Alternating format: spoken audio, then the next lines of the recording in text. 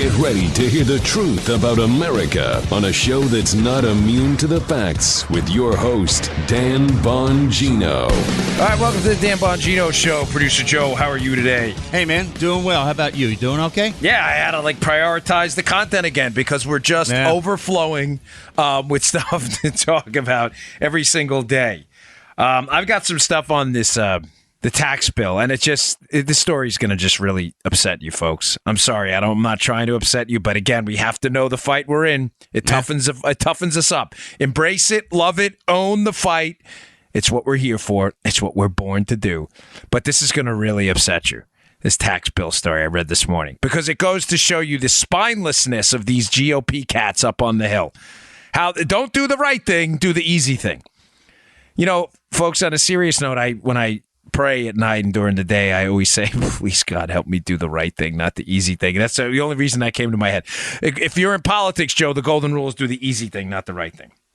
All right, but get to that first, and I want to talk about something else, too, some more shady, unbelievably ridiculous, disgusting, disturbing connections in this case against Trump and how they're trying to take down everybody in the Trump orbit. All right, today's show brought to you our buddies at My Patriot Supply. Yeah, baby, yeah, as Joe would say. Yeah, baby. we haven't done a read for them in a while. Preparedness, it matters, folks. It matters. Make sure you have an emergency supply of water, of food. Make sure you have extra gas.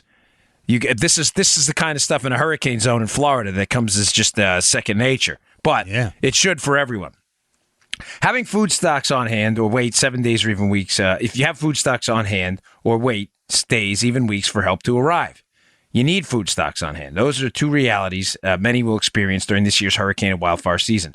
If something unexpected strikes like an earthquake or power grid attack, many more could get caught in the fray. You don't want that, folks. Be prepared. Have your food stocks on hand. You don't want to wait. Wouldn't you prefer the reality where you prepared while things were calm? That's the time to prepare, not to wait for the hectic stuff to come around. Do so by securing food storage today. My Patriot Supply has a great food kit to get you started, just as they've helped millions for over a decade now, and I use them too. I do. I have tons of it in my closet. I pay for it. I pay for this stuff. I like it so much. This week, get their 4-week emergency food supply for only $99. You can't beat that. 4-week emergency food supply for only $99. That's a low price for security, and it's shipped free and discreetly to your front door.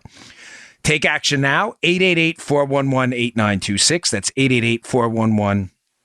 8926, or go to the special website for my listeners, preparewithdan.com. That's preparewithdan.com. This food lasts 25 years in storage. It's your responsibility to make sure every family member has one. Only $99. 888-411-8926 or preparewithdan.com. That's preparewithdan.com. Check it out, folks. This is great stuff. Have that food supply ready to go. You ensure everything in your life that matters. Okay, on the tax bill, two takeaways. There's discussion, Joe, to get this thing permanent. Remember, I had explained to you in prior episodes, those of you may have missed it, that the Democrat talking point that, well, the tax bill for the corporations was permanent, but the income tax side for you was only made temporary. The Dems are like, look, they're screwing you over. Folks, that's nonsense.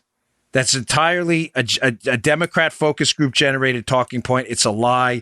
We specialize in debunking liberal nonsense here. And the reason the income tax cuts, rather than the business side cuts on the corporate tax side, were not permanent is because Democrats stood in the way. Democrats stood in the way and forced the Republicans to use a reconciliation-based procedure because they couldn't overcome a Democrat filibuster. The tax cuts on the income side are not permanent, Joe, so we're crystal clear here. You need to understand this because the Democrats didn't want them permanent. They blocked it. Folks, make absolutely no mistake. I would not steer you wrong. I would not embarrass you because I know you're going to debate your liberal friends. I would not give you a piece of information that you're going to get fact-checked on later and look silly. That's not what we do in our show. The tax cuts on the income side are not permanent because the Democrats block them because they threatened to filibuster. That's why. Now, of course, again, not here to disappoint you, but Republicans who, I'm glad they passed the tax bill. I think it was a good bill. Could have been better, but it was a really good bill. The Republicans never failing to disappoint, right? There's some talk right now. Okay, great. There's some talk. Sorry, I was talking to Joe. Me and Joe have like side conversations during the show. There is some talk now of, and which I think is really smart, in the Republican caucus up there, of, all right, Dems, so you want to play ball? Let's play ball, Daddy-O. You want to dance? Let's dance a little bit. Yeah. So, the Republicans do have a lot of good members up there. The Freedom Caucus, the Mike Lees, the Rand Pauls of the world, those folks. Those folks, they have some decent members up on the Hill. They're like, all right, you want to play ball? You want to go out there with this disingenuous talking point that we didn't make the tax cuts permanent on the personal side, on the income side, even though you guys did it? Joe, let's put a bill out. Making the tax cuts permanent. Let's see where the Dems go with this one. Nice. They've got them up against the wall again, but leave it to spineless jellyfish Republicans to just. I mean, you got the knockout. He's on the ropes, right? You're ready to go, and they're like, let's let him recover a little bit, get a few breathers. This is what they do. Why do they, some talk now of not putting that bill up there to make it permanent? Why, Joseph? Because some Republicans running in Trump states against Democrats in Trump states on the Senate side.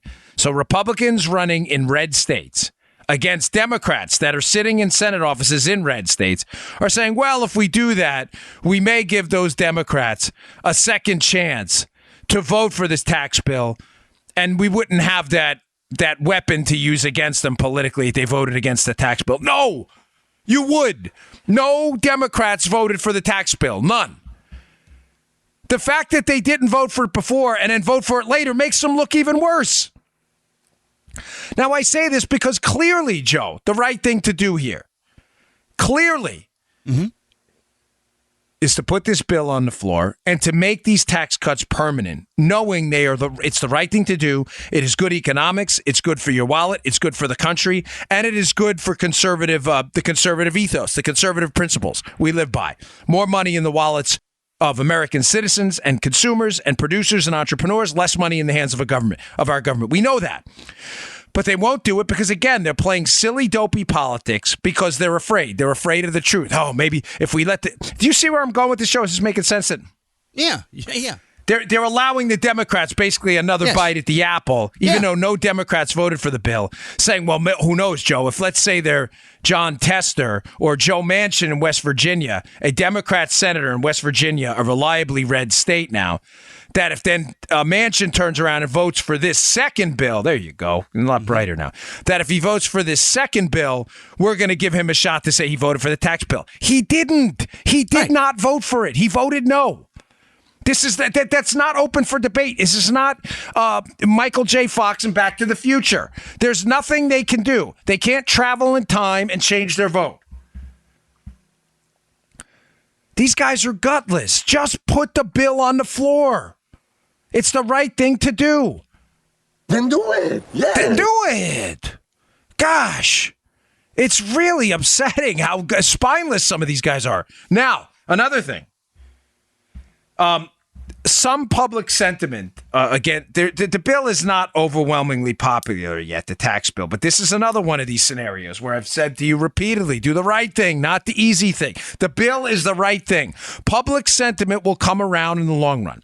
The bill is, and to be candid and fair, is not polling, the tax bill, that is, the tax cut bill, is not polling incredibly well, and it should be.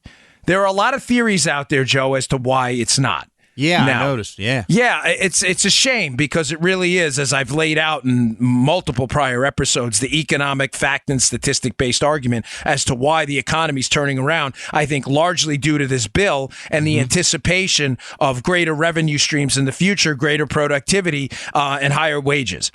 Because there's going to be more money in the pockets of American consumers and American citizens and American businesses. It's not a complicated argument to make, but. One of the theories, Joe, which is interesting, I hadn't really considered this, is that the bill isn't overwhelmingly popular yet because people don't, a lot of people, not all, a lot of people don't get physical pay stubs anymore. Oh. Interesting. Do you get one? Yes, I do, and I noticed my pay increase. You did. Okay, good, good. I'm glad you answered that way. I don't. I don't. So, just being candid, folks, I have no idea how the tax bill affected me because I don't get a pay stub. It's all online. And my wife handles a lot of the finances in the family. I have no idea. Now, that doesn't. I'm not saying it affects my. I understand the mechanics of the bill and how it would work for me, even if it didn't. I still support the bill because I think it works for the economy. But it's an interesting theory that due to electronic bookkeeping and a lot of people getting stuff by email and they can tap into their accounts electronically and the paperless economy, that most people, unlike Joe, are not. And see, you noticed it, which makes them. Yeah. Because again, I don't plan this with Joe before the show. That's fascinating. That if you get a paper stub, you're like, oh, look, I got a $100 raise. I got a $50 raise. I got a $60 raise. That's nice. You feel good about it. But if you don't get a paper stub and it's just your bank account and you're not checking it all the time, you have no idea. Some people may have gotten a raise and not even know it. Mm-hmm. You see what I'm saying, Joe? They may think, oh, my gosh, that tax bill, what a bust that was. I didn't get anything out of this. When, in fact, you did. Yeah, a lot of people don't even look sometimes. Don't even look. So, interesting stuff. I wanted to bring it up because it just goes to show you how sometimes the right thing is just not the easy thing to do, but it is the right thing to do, and they should do it, and they just refuse to do it all the time. Hey, you got that cut, right? Yeah. All right, good. Here's a story that's really upsetting me. I've been on it for a couple of days, how this Mueller probe is just a smokescreen and how they are making every effort to take down every single person in the Trump orbit. What they want to do, folks, the goal here of the Mueller probe is to make Trump absolutely untouchable. Anybody who touches him is to be taken down by the law enforcement system. Look at the people we're talking about. Cohen, his lawyer. Who's going to want to represent Trump now? You represent him. Apparently, attorney-client privilege doesn't exist as long as you represent Trump. Sean Hannity, target Sean Hannity in court. They targeted Jay Sekulow and his organization. I don't know if you remember that one. That was a year ago or so when Sekulow, who's been associated with the Trump team, they went after him. They're looking to take down anybody in the Trump orbit. Papadopoulos, Page, Flynn, anybody who touches Trump. With that lawyer Avenatti for Stormy Daniels, the porn star, said, if you're Michael Cohen is toxic. Anybody who touches him, you better be careful too. Whatever what he said there. What they really mean, the Democrats, is they want to make Trump toxic. They want nobody near this guy. So that's why Hannity was such a target in court. Now, what happened in the case, I mentioned it a little bit yesterday, but I'll bring it up again today because it's important. And I got some audio here. It's critical. Media organizations, Democrats, liberals, interest groups, the swampy Republicans all have an interest in taking down Trump. Why? Let me back it out to 30,000 feet. Trump is not a creature of the establishment. I'm not sure if I've made this clear in the past. I've made the case over the last few days why Mueller needs to protect the swamp. But some people have emailed me and said, can you describe what the swamp or the deep state is? The deep state, the swamp, is a network of bureaucrats, in other words, government employees, not politicians, whose vested interest is in keeping their jobs. Think tanks, both on the left and some on the right that really aren't on the right, by the way, but some on the left, mostly on the left, vested in big government, some of them funded by foreign lobbyists that profit off pushing for foreign aid and things like that. Think about that. You're a foreign government funding a think tank that pushes a Democrat or Republican president to give foreign aid to that government that's funding your think tank. You don't think that stuff happens? I told you about the Atlantic Council. Oh, remember the name? We'll get to a little bit of that in a minute, too. Bureaucrats, big donors, big government liberal groups, interest groups, Planned Parenthood, $500 million a year in taxpayer funds. This is all a component of a deep state swamp atmosphere. Some Republicans, too, that profit off government as it gets bigger. They also profit off their ability to say no. As I told you, one of the most profound things ever said to me was former Howard County, Maryland County Executive Chuck Ecker said to me at an event one time when I asked why government grows even when Republicans are in charge. He said to me, because, Dan, there's no power in yes. There is only power, and power feels good in the ability to tell people no. That's why you pass laws, even when Republicans are in charge, and you expand the bureaucracy, pass laws telling people what they can't do. That's why everybody in the United States is a de facto criminal, because the criminal code is so thick and deep. There's a law against everything. And it's nice because you get to hold the government cudgel over people's heads. You get to tell people no all the time. And what do they have to do to get to yes? Oh, a campaign donation? Oh, I get to use your private jet? You understand how expansive government that has a monopoly on force, government that has a monopoly on institutional power backed up by force. There's no private army in the United States. Government is the one that can put you in jail. The FBI, local police departments, the Secret Service, DEA, whatever it may be. They have that power. Apple may be one of the biggest companies in the world. Apple cannot put you in jail. Period. Full stop. And by the way, Apple has competitors. You don't like them? Go somewhere else. May be inconvenient to get off iTunes, but it's not going to put you in jail. When the government says you owe us money, and by the way, we're going to sue you for that pond in your backyard under the Waters of the United States rule, you better damn well pay. There is no alternate competitor to go to complain. Government B. There is only Government A. What does this have to do with Trump? The way the government is metastasized and grown, and the bureaucracy has grown, has expanded, its power has grown, its influence has grown. And by the way, while you're in government and people are getting you to yes by bribing you, maybe that's a strong word. Nah, maybe not. What are they saying? Oh, by the way, when you leave government, we have a job waiting for you. Oh, and why do you think all these people leave government and become millionaires? You're going to be an advisor, Joe. Mm-hmm. Why is Trump so dangerous to this circle of life? Remember that show? Is that from The Lion King? Well, this circle of death in this case, yeah, right? Circle of life, yeah. Lion King. Circle of doom. Why is Trump so dangerous to it? Because he doesn't need any of these people. Bingo! He has never come up through the political ranks. He has never had to sell out for an endorsement. He's never had to plant his lips on anybody's butt for an endorsement. He doesn't need your money. He doesn't need your campaign donations. He doesn't need your supporters. He doesn't need anything. He has his own supporters, his own base, his own money, and he has never had to cut a deal for politics. Because he's never serious. He's entertained running for positions, but he's never seriously run for office. People who come up through the ranks, they're a local delegate, they're a state senator, they're a congressman, they're a senator. Folks, I've run for office. It is disgusting. The process is gross. It's why I'm never, ever running again. Do you have any idea how many people approach you with a wink and a nod for all kinds of deals? You know how many deals you have to cut before you make it to be president of the United States? If you came up through the ranks, Congress, Senate, you were a local city council person, you owe so many people favors. Those favors are used as a way to keep you in check, too. Hey, Tony, Mr. President Tony, remember that time when you were a city council person and we cut that land deal? Yeah, you don't want that going public, right? Maybe we need to talk about another deal you're going to do for me. Now, that may be a hyperbolic kind of dramatic example, but you get the point. You see what I'm saying? That the deal cutting creates a set of almost, bookie client type relationships where you don't want people to know you're betting over the years. And the bookie, you don't want me to go to the feds, right? Trump doesn't need any of this. He is so dangerous to the swamp because he doesn't care. Right.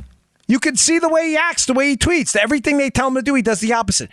That's why Trump is target number one right now, and everybody in his sphere has to be taken down. That's why I laugh in yesterday's show when they say, well, Bob Mueller's a Republican. I don't care what by the way, the investigative team is stacked with Democrats, as we showed in yesterday's show notes with Matt Palumbo's article. Mm-hmm. But it doesn't matter. Swampy Republicans need Trump gone, too. Oh, don't believe me? Look at this is one of the rare times, by the way. I'll put a CNN link in the show notes, but it's worth reading. It's actually a pretty well done piece. Rarely do I do this, give CNN clicks. But a CNN politics piece, Joe. Where is it? Oh, here we go. 24 GOP lawmakers, Joe, get a load of this, are refusing to say if they would back Trump in a re-election effort. Matter of fact, if you read the piece, again, it's rare I include CNN, but it's important. We don't ever want to give them clicks, but for this episode, it's important. Read the direct words of a boatload of Republican lawmakers, John Cornyn and others in there. Read how they describe a Trump re-election effort and a potential endorsement. I don't know. Maybe, kind of, sort of, maybe. Folks, I'm telling you right now, the swamp on the Republican side, too, has zero interest in this guy doing another 6 years in office. None. They need him out. That's why there is no significant outcry from the Republican side about this Mueller investigation. Not only is there no significant outcry, you got people, Republicans like Lindsey Graham and Tom Tillis trying to ensure that they enact an unconstitutional law to protect Bob Mueller from Trump firing him, which is perfectly within his purview to do. Now, we can disagree on that. You know where I stand on. If you listen, I think he should fire him, but we can argue about that all day. Point is, it's perfectly within his legitimate authority to do so. Lindsey Graham, a Republican, allegedly, and Tom Tillis, another alleged Republican in North Carolina, want to stop Trump legislatively from executing his own powers. They are desperate to protect this investigation. These people are, because the investigation is going to make Trump. This is why I say fire Mueller. By the time his reelection effort is coming to a close in 2 more years, they want to make Trump so toxic that nobody will work for him. Folks, this is important. Don't forget this point. Nobody will work for him legally, so he will have a substandard legal defense when they charge him with felonious mopery, because they're going to find something. Mm-hmm. Everybody's a criminal, folks. Everyone. If they were investigating you, they'd find you too. Joe, this is important too. They want nobody to work for him on his campaign. No seasoned political operative that understands the mechanics of each state's political process. They don't want anybody touching him. They want to send a signal right now by going after Hannity, Cohen, Sekulow, Flynn, anyone, that if you work for Trump, you are going to be target number 2. No doubt about it. Total destruction, baby. Total, complete destruction. Mm-hmm. The mother of all political bombs being launched against Trump. Now, to show you the hypocrisy and how they're working with the media on this, you may say, oh, well, Dan, that's a bold charge. They're working with the media. Oh, yes, they are. I want to play for you some compilation we put together. We covered this on my NRA TV show last night, which thank you everyone who tunes in. It's available at NRATV.com, Roku, Amazon, Fire, Apple TV, 5:30 p.m. live every night Eastern time. But I covered this last night. This was taken from my show. This is a compilation of CNN and a couple others. I had to cut it short just for the sake of time. Talking about the conflict Sean Hannity, radio host, had, who was outed in court as being someone who's received some legal advice from Trump's lawyer. And I'm telling you, you know what? Just play the cut and I'll get to this in a second. Play it. That is a conflict of interest. Yeah, there's a massive, massive conflict of interest here. Talk about a conflict of interest of having Sean Hannity and Cohen. That doesn't sound either fair nor balanced. We disclose anything that might even have a whiff of a conflict of interest. Even a whiff of a conflict of interest, folks, says Allison Camerata from CNN. Did you hear that? She said, we disclose anything, even if there's a whiff of a conflict of interest. Do you? Sure about that? Who was the lawyer in court the other day in federal court that was advocating for Sean Hannity, who, just to be clear, in case you missed the story, Hannity had sought some legal advice on a real estate deal. He's never retained Trump's lawyer, Michael Cohen, who was raided. His office was raided as part of the Mueller witch hunt. This is, again, an effort to take down anyone anywhere near Trump. Hannity is a powerful Trump supporter. He has the second biggest radio show in the world, from what I know, second biggest radio show, talk radio, no doubt about that. And he has an enormous audience every night on Fox News. He is a powerful voice he has been for conservatism, and he supports President Trump. I know Sean and love him to death. Not trying to impress anybody. I'm telling you, he's a great guy. He has to be taken down, too. Now, I'm going to get to the legality of that in a minute by an Andy McCarthy piece. But Sean, all he did was he spoke to Trump's lawyer about some real estate thing where he was just seeking some quick legal advice. Folks, I mean, can I be honest with you? Are I mean, liberals, are you, for the liberals listening, I'm serious. Are you really that dopey? Sean Hannity makes $36 million a year. Do you really think Sean is struggling to find a lawyer or legal advice? What probably happened here? He knows Cohen because he knows Trump. Cohen's a lawyer. Folks, I'm telling you, I would never lie to you. I haven't heard any of this from Sean, from his team. I'm guessing what happened here, but I trust Sean's word. I would go through the fire for this guy. I will bet what happened is they were out at dinner or something, or he called him on the phone and said, apparently it was about a real estate thing. Hey, I've got this thing going on with the house. I don't know, whatever. What do you think I should do? Okay, thanks. That is not an attorney-client relationship. Give me a break. But a lawyer in open court wanted to be sure that Michael Cohen was forced to out that he had given legal advice to Sean Hannity. Who was that lawyer? Because remember, Allison Camerata said Sean Hannity should have disclosed this relationship, Joe. Any conflict should be disclosed. Joe, even if there's a whiff of a conflict, according to Allison Camerata from CNN, as you heard in that clip, it should have been disclosed. That's right, Dan. Who was the lawyer? Oh, it was Robert Balin? Balin. Where do we know that name?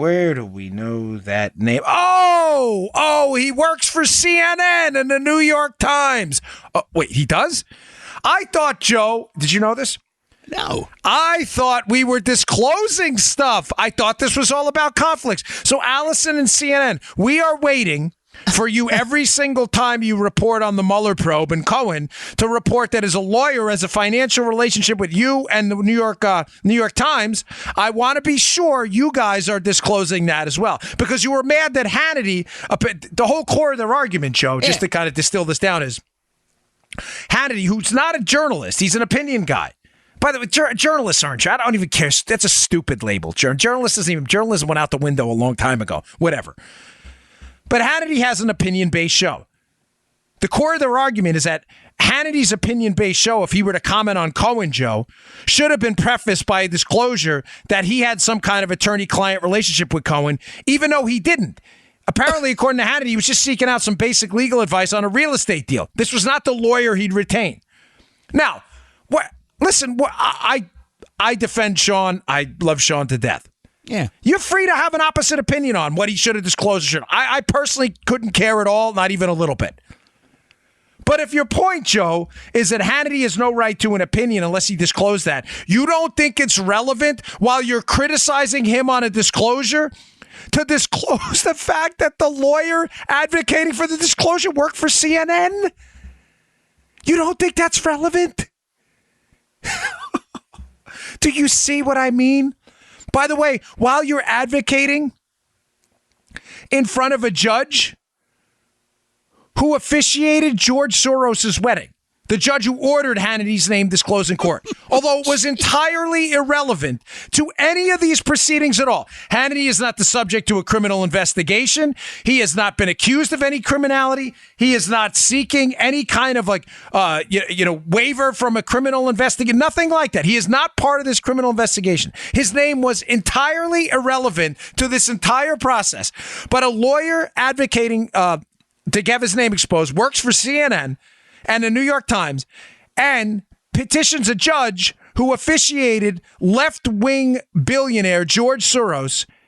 The judge, Kimball Wood, officiated at Soros' wedding. Maybe we should disclose that too. Maybe we should also disclose, Joe, that Kimball Wood was a candidate for attorney general in the Bill Clinton administration. Maybe we should put that out there like I did yesterday. You think that's important?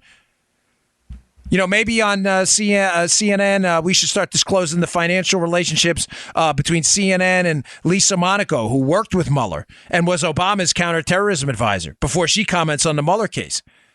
As Rush Limbaugh said, and I have a link from rushlimbaugh.com, his transcript, read it. It is awesome, of his show, disclosing relationships between Chuck Todd, Joe, at NBC. Mm-hmm. What did Chuck Todd? Chuck Todd is really. He should disclose relationships too. Do you know Chuck Todd's wife was receiving money from the Bernie Sanders campaign? Do you know about that? No. Maybe Chuck should put that on the show every single time he comments on Bernie Sanders. Every time, or the Democrats for that matter. Chuck Todd's wife was making a lot of political donations. That should go out there too, folks. Do you understand what I'm trying to tell you here? They are going to take down everybody in the Trump orbit. They don't care. This is not about principles. Oh, it's about disclosure and conflicts of interest. No, it's not. Camarada and CNN hasn't even mentioned that they're the ones pushing this thing. It's not about that. This is crap. And it should upset everybody.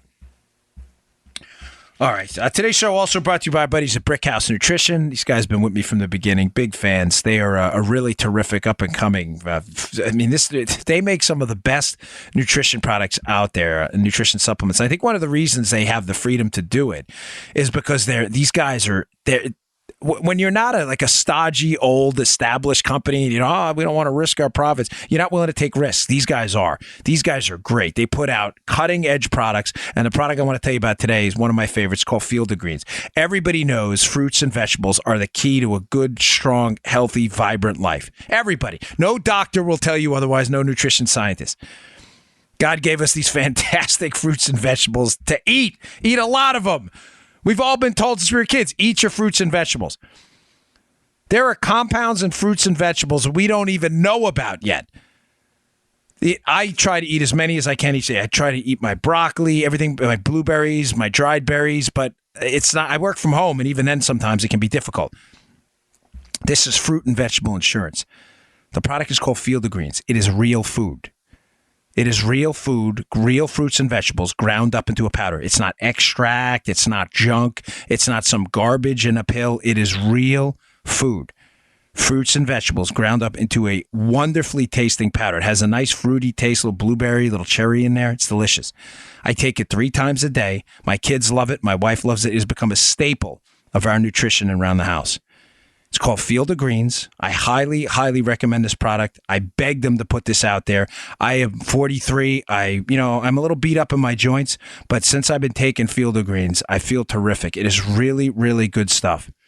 Take it in the morning before the show. It gives me a little. You hear that? Go to brickhousenutrition.com. Yeah, that's tough to get the. Yeah. brickhousenutrition.com/Dan. That's brickhousenutrition.com/Dan. Pick up Field of Greens today. You will not regret it. Love this product. And while you're there, check out their energy product Dawn to Dusk and Foundation as well, which is the best creatine product on the market. You want to look like a stallion? Check out Foundation, right? Little Joe loves it, right? Stuff's the real deal. He's a stud, let me tell you. I know. That's Joe's son. Check it out. brickhousenutrition.com/Dan. You can pick up Field of Greens today. Okay. Again, in an effort, I wrote this all in caps. And this is an effort to take down everyone in Trump's orbit. Now, I've told you for over the last few days about Mueller, how he's not a good guy. We already get that. But in the course of our investigative work for the book, we found another interesting angle. Joe, the gas company, the natural gas company in Ukraine. Now, if you missed this the other day, I'll explain it to you real simple here. There's a natural gas company in Ukraine called Burisma with a B. Burisma. They are one of the few privately held free market companies that provide natural gas in Ukraine. There was an appointment made to Burisma, to their board, which is quite interesting. That appointment was Joe Biden's son, which conveniently happened, and Joe Biden took a trip to Ukraine right after the appointment. Now, this is fascinating because one of the guys, again, targeted by the Trump special counsel team is this guy, Viktor Pinchuk, a Ukrainian who funds largely this think tank. That's why I brought that up before. The think tank, foreign funding, the swamp. Pinchuk funds, it's not the only funder, but he donates a lot of money to both the Clintons and to a think tank called the Atlantic Council, which hires a lot of left-leaning Democrats. Not all, but a lot, including Evelyn Farkas, who went on MSNBC and talked about how they were leaking information to the Hill to get Trump in trouble. Oh, nothing to see there, folks. So follow me for a second. Pinchuk's a Ukrainian, very wealthy Ukrainian. He donates significant amounts of money to the Clinton Foundation and to this Atlantic Council. The Atlantic Council in 2017 signed a cooperation agreement with Burisma, the Ukrainian gas company. All right. The same Ukrainian gas company hired Joe Biden's son, Hunter. So follow me in a mental flow chart here. This is what I'm talking about by the swamp. Okay. A very wealthy foreigner, Ukrainian, by the name of Pinchuk, Pinchuk funds a left-leaning think tank that hires a lot of liberal Democrats that lobbies the government on Ukraine. Is this happen? This is what really happens. Listen to the swamp. This is how it works. Foreigner, and foreign governments too, by the way, donate money to a think tank, the Atlantic Council. This guy Pinchuk, he donates money to the Clinton Foundation and the Atlantic Council. The Atlantic Council then lobbies the Obama administration and others on policies affecting Ukraine. Nothing to see there, folks. Don't worry. No undue influence there. While they're doing that, they sign a cooperation agreement with a natural gas company that hires Joe Biden's kid Hunter. Nah, nothing to see there, folks. Now, you may say, okay, Dan, great. We've already heard that. What's the point? Protect the crown, protect the swamp at all costs. Pinchuk is being investigated, the same guy who funds this think tank that's cooperating with this company that hired Biden's kid. Hired someone else, the natural gas company. I'll get to that in a second. This is where it gets good. But what's also fascinating about this is Pinchuk is being investigated not for his donations to the Clinton Foundation, but for a $150,000 speaking fee to Donald Trump, as I told you the other day, that appears on its face to be entirely legal. There is not a whiff of illegality to this. Maybe one of those things where they're like, hey, Victor, yeah, we're looking into this donation you made to the Trump Foundation. You may want to keep quiet about those appointments to the natural gas company. Oh, which ones? Oh, Biden's kid? You think there may be some emails about that between the Clintons and others? Keep in mind. Oh, you said, well, how would Mrs. Clinton know Pinchuk? Oh, she invited him to dinner at her house? Oh, yeah, that is in an email. And by the way, her staff has denied that this happened. They got caught inviting him to dinner, and her staff suspiciously, Robbie Mook and others, are denying that Pinchuk was invited to the house. They have an email saying it. She knows Pinchuk. Pinchuk funds an organization that partners with a natural gas firm that hires Joe Biden's kid. Does that make sense, what I just told you? Clinton invites a guy to her house who donated $25 million to her foundation, who funds a think tank that cooperates with a company that hired Joe Biden's kid. And now he's under investigation, not for any of that, for a donation of 6 figures, not 7 or 8, like he made to the Clinton Foundation, a 6-figure, $150,000 donation to Trump's charity thing.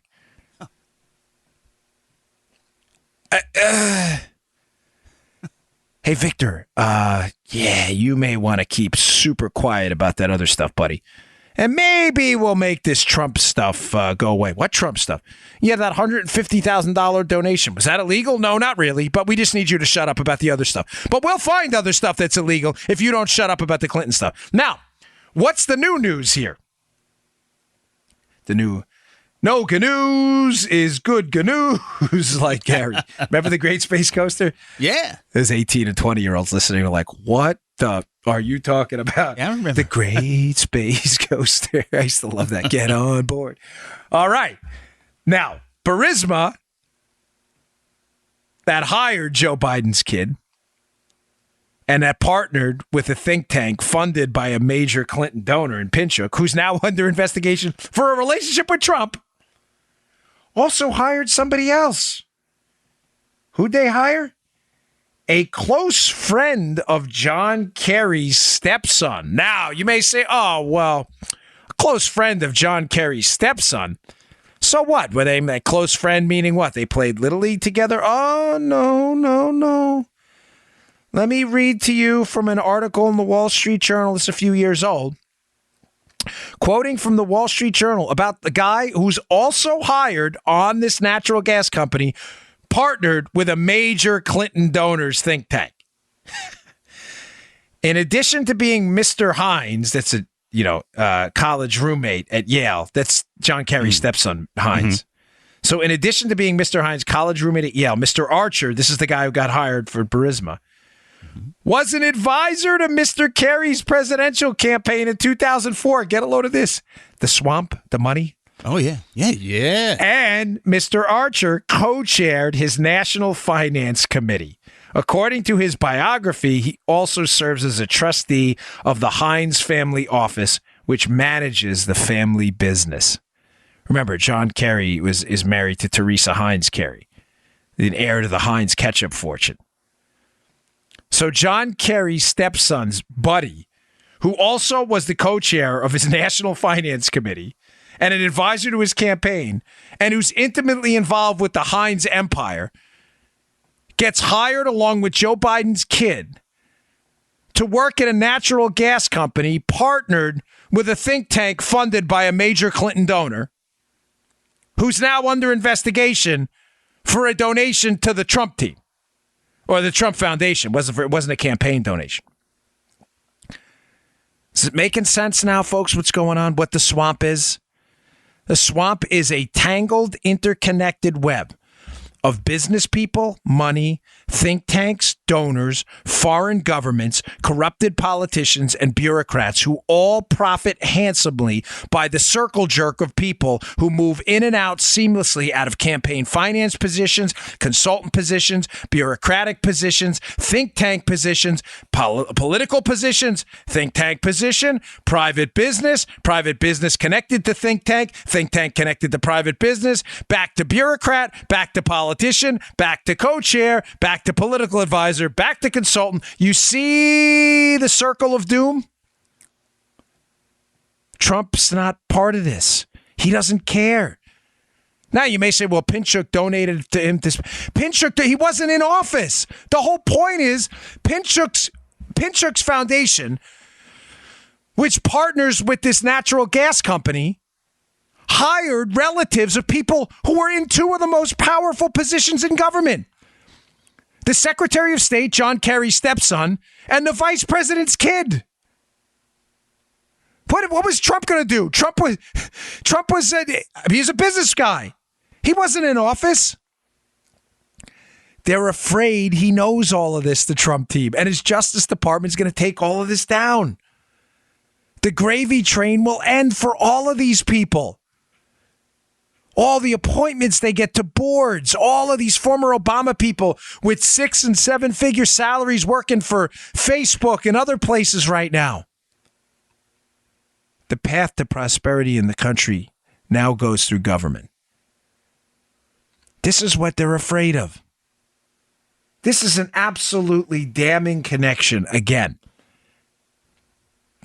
It never stops, folks. This is what they're afraid of. And this is another reason when I spoke on yesterday's show about liberals being soft. This is another reason. I'm talking about swampy Republicans, too. You and I have had a grind. Yeah. We've had a grind. I had a fight for my position in the Secret Service, and they were hiring at 1.1 out of every 4,000 applicants. I had to work the streets of New York before I got it. I had to start my business with no help. I didn't have any politicians helping me out starting my business. Joe and I and you have had a grind, man. I had to go back to school twice. I got an MBA. I got a graduate degree in neuropsychology, all to build a resume so I could not possibly be kept out of that hiring bin. I wanted to make sure my resume was exceptional. We had a grind. Liberals are soft. So are swamp rats. They're soft.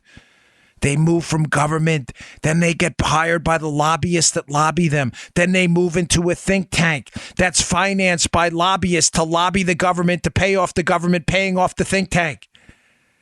The swamp, and I'm not indicting all think tanks. A lot of them do really good work. Mm-hmm. But folks, the network is about to collapse if Trump is reelected. They know it. And that's what they're afraid of. Did you just hear that? It was my doorbell.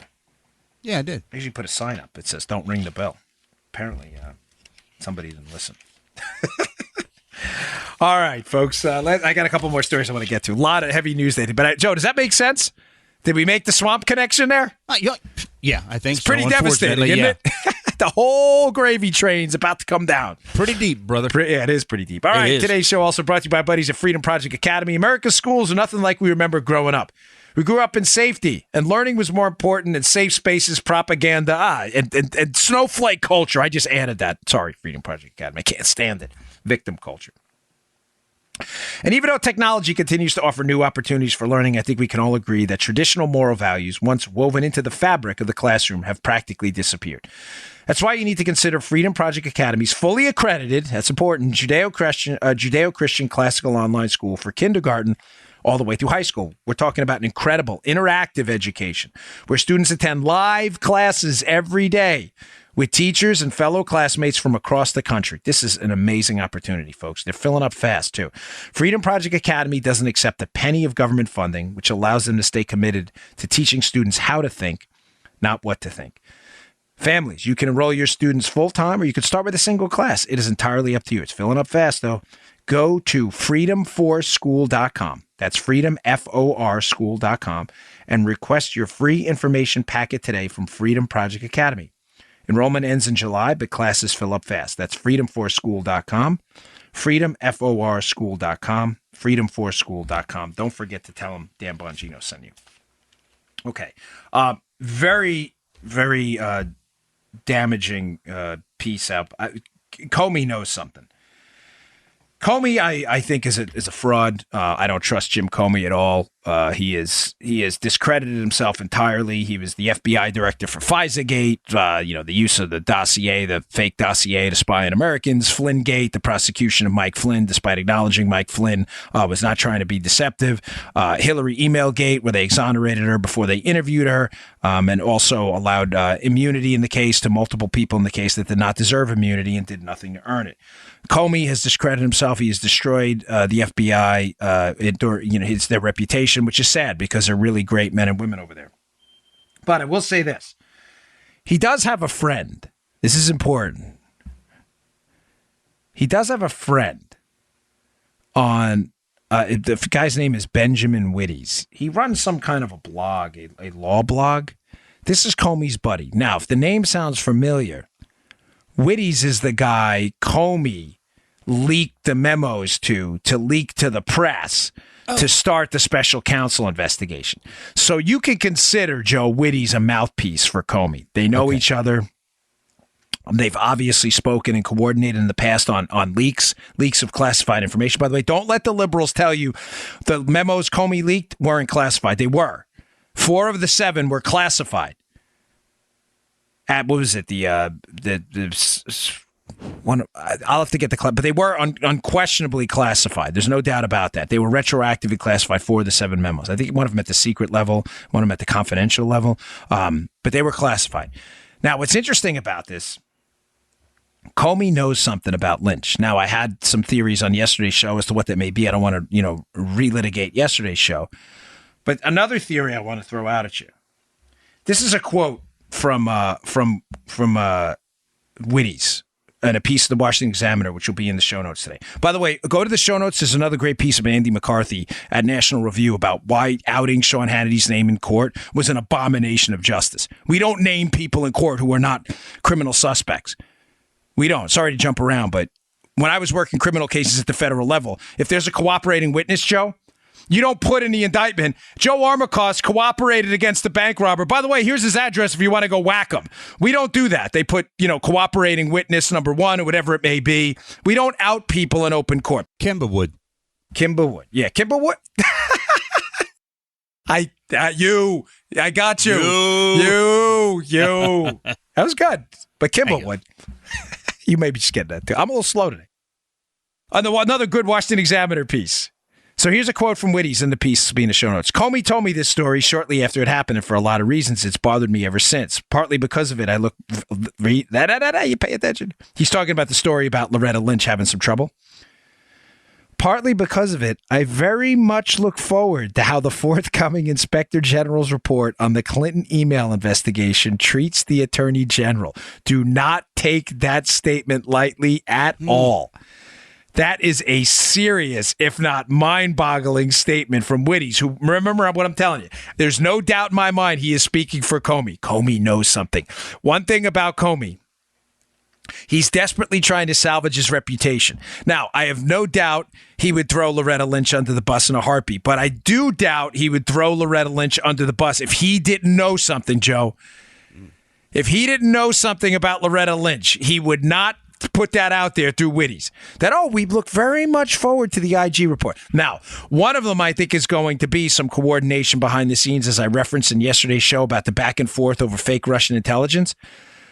But one of them also, I think, is going to be those alleged missing emails. Those Hillary Clinton emails that are supposed to be missing, which, by the way, one of the lawyers, do you understand, one of the lawyers, as I discussed in yesterday's show and on NRA TV last night, working on the Mueller team investigating Trump, is one of the lawyers who represent Aaron Zebley, who represented the guy who testified to having a role in destroying some of those emails and the equipment. You understand that, right? Just again, to prove to you that Mueller is not he's investigating Trump to hide Hillary Clinton. I think Loretta Lynch's private email, not on the government account. We know the Obama administration was rife with this, setting up fake government accounts under fake names. Richard Windsor for the EPA, Administrator Lisa Jackson. They would set up fake names, Joe. So you would be Joey Bag of Donuts, not Joe Armacost. Yeah. I believe some of those emails are going to show extensive coordination between the Justice Department and the Hillary campaign about how to message this investigation, and it is going to be devastating. That's why I said Loretta Lynch, Comey, they should all be talking to lawyers right now. This is serious. I know, it comes off like, well, talk to a lawyer, like one of these, conservative commentator bravado things. It's not. Folks, I'm serious. They are in very serious, credible legal trouble. And you going out there and spouting off on TV, you are just lighting it up with potential testimony in the future. Yep, you're darn right. Witties is definitely talking for Comey, and Comey knows something. Loretta Lynch is in a lot of trouble. And I mentioned the fact that Witties mentions the IG report because, again, I don't want to get into the, should be fire sessions or not thing. Again, we've done weeks on that, and that's, obviously a lot of us are going to disagree. But why would Jim Comey, speaking through Witties, mention that about the IG report if he knew there was nothing in it? Somebody told Comey something. That the IG Horowitz, who's investigating Lynch, Comey, all of this, must know that IG report is absolutely going to hammer Loretta Lynch. There's no way he would embarrass himself like that otherwise. Okay, last piece today is to debunk this piece. I have, for those of you regular listeners, I'm a little disappointed. I'm always candid with you because I love you to death. Not in you, and maybe it's me. I'm not doing a good enough effort to advertise this. I mean that. This is totally on me. But we have a section on our website, Bongino.com, called Debunk This, and we hired Matt Palumbo, who I love. He's a young guy. He's the best. And there's nobody better at debunking dopey liberal arguments. That's how I found him. Quick story. I was sick one day with a neurovirus like 5 years ago. And I'm in my house for days, and I'm reading these articles. I'm like, man, this guy's a genius. It was Matt, and he was writing debunking these articles about, the Kansas tax cuts and all this other stuff. And I'm like, I got to get this guy. So finally, we hired him over here at Bongino.com as an independent contractor to do some pieces for us. So the section Debunk This, he takes on about 4 or 5 issues a week, and he puts them there, and they are great. Consider it a conservative education in arguing with liberals, because anything they tell you, almost anything is up at Debunk This right now. And we're producing fresh content. Every Monday, he uploads a ton of articles. They're in my show notes. If you sign up to my email list, I'll put them at the top every time. But one of them he did, which is really, really good, is an ongoing leftist meme and myth that it's red states, Joe, that are taking most government welfare. The liberals use this to discredit Republicans. They go, oh, you Republicans are all phonies. You want small government. But look, red states take the most welfare. So Matt, and I told him, you have to keep these articles short. All of them are under 600 words. You can read them in 5 minutes tops, and they're all bullet pointed out. Matt masterfully, yet again, debunks that stupid article. Point number 1. Red states are naturally eligible for more public assistance, Joe, because they have lower costs of living. And the federal poverty line and eligibility for benefits doesn't take that into account. So, for instance, Texas has a higher poverty rate than California in the official statistics, Joe. Okay. But California has a higher poverty rate once you adjust for the cost of living differences. Despite this, Texas would still be more eligible for federal assistance. So you get what he's saying there? That, Texas may get more federal assistance, but it's only because the cost of living is cheaper, and a lot of this stuff doesn't take that into account. Okay? That's in the piece. Point number 2. Many of these, quote, the analysis here, when red states get more welfare, are including Social Security and Medicare as, quote, welfare, as if recipients have the choice of foregoing them. Given that seniors, this is important, tend to lean Republican, this technically could tilt the stats. Here's another one. This is a doozy. And people aside, what about the claim that red states are moochers? Is it true that red states tend to have a larger percentage of their budgets subsidized by the federal government than blue states? It may be, but this is the kicker, but only because their budgets are relatively smaller, according to the Federalist Kyle Salmon. So if you're going to go by percentages, in other words, Joe, 35% of red state budgets are funded by the federal government. Notice how they don't use the actual amount? Yeah. Why would the percentage matter? Because red states spend less money. So, of course, the percentage of money is going to be higher. You get what I'm saying, Joe? If I give you, Joe, you're a liberal governor. Your state spends $100 billion. I'm a conservative governor. My say everything else is equal, population, everything else. My state spends $80 billion. So my state spends $20 billion less than you. Everything else equal. That's right. If we both get $10 billion from the government, my state looks like a moocher. We got the same amount. The point is, my state just spends less, so the percentage looks higher. This is the scam liberals do. This is why I'm upset, because it's been getting decent traffic, but I was hoping to get more because Matt is really lighting it up. And I get it. I'm not trying to in any way be objective. It's my website. But we don't... I didn't do it as a money-making endeavor. We paid him just because I wanted to do this for you, because I love debating liberals. And to do it, you have to have these facts right at the tip of your tongue all the time. You're not going to have time to Google it. You have to know all this stuff in advance. And this is one of the arguments you're going to have against conservatives. Oh, you guys are hypocrites. Red states are moochers. Really? Maybe because they spend less and the percentages are off because they spend less money. How are they moochers? Explain that again. They don't get it. So I did this to debunk this piece. Go check him. He's got a ton of them over. That's just one. That's just today's. But there are a boatload of good ones in there. Check it out. I'll put them in the show notes today. All right, folks. Thanks again for tuning in. I really appreciate it. Like I said, go check us out at Bongino.com. And I will see you all hopefully tonight, 5:30 p.m. Eastern Time, NRATV.com. See you. You just heard The Dan Bongino Show. Get more of Dan online anytime at conservativereview.com. You can also get Dan's podcasts on iTunes or SoundCloud. And follow Dan on Twitter 24/7 at DBongino.